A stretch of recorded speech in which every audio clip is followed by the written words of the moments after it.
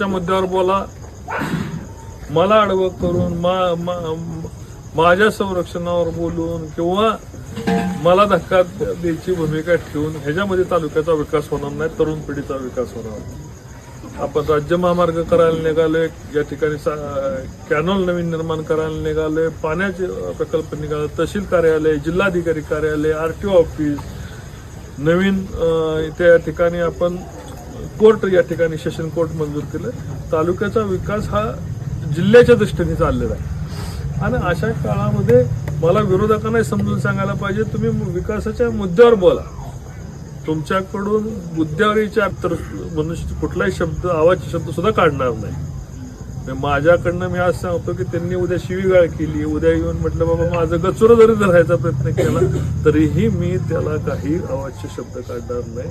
हा संकल्प त्या तालुक्याचा सन्मान राहायला पाहिजे.